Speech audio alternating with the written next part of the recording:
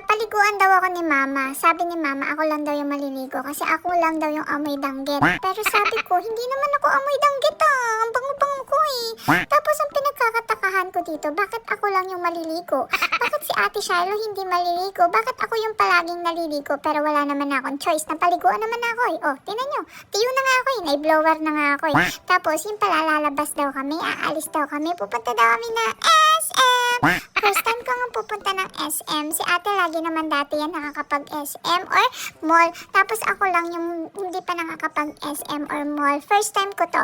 Kaya I'm so excited din. Sobrang excited nga din si Ate Shiloh dito dahil alam niya kapag nagpapabango siya, matik aalis yan. O diba? Kapag pinabanguan siya ni mama tapos hindi aalis, naku po, alam niya na kung ano yung mga sinasabi niyan kay mama. Galit na naman yan kay mama at dami-dami na naman kung ano-anong di maganda yung sinasabi niya kay mama. O diba, tuwan-tuwa yan si ate, talagang hindi maipinta ang pagmumukha dahil sa bukang bibig. Sobrang excited nga namin mag-mall at sinama namin dito si uncle at yung dalawa namin pinsan. Huwag niyo nang pansinin yung dumi ko sa ngipin kasi galing yan sa gamot. Ayaw matanggal pero tatanggalin niya ni mama. Hindi makakapayag ang babaeng ito na hindi ako maganda at porselana ang ngipin.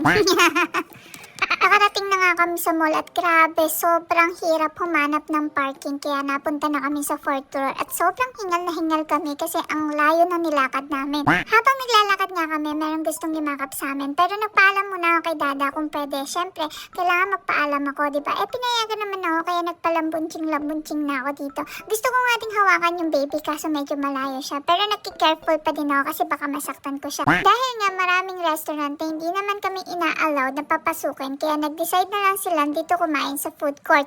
At syempre, wala naman nakapagsabi na sobrang nakakapagod palang mag-mall, no? Hindi pa kami nakakarami-rami ng lakad pero hingal na si ate na para bang pagod na siya o gusto niya nang umuwi. Si ate nga lang yung makikita niyo naka-diaper at ako ay walang diaper dahil walang mabilang diaper sila mama. Nakakasya sa akin, puro maliliit lang at kasya kay ate. Yung babam ko daw kasi sobrang laki. Naalala ko nga pala na nagbaon ako ng inumin at hingin na ako kay dada kasi sobrang uhaw na ako. Nagbaon ako ng inumin ko kasi alam kong mahaba-haba yung lalakarin namin. Kaya alam kong mauuhaw ako. Sabi nga ni mama, wag ako masyadong painumin kasi wala naman akong diaper. Hindi niya ba alam o hindi niya ba naiisip na masyado akong matalino para umihi sa mall?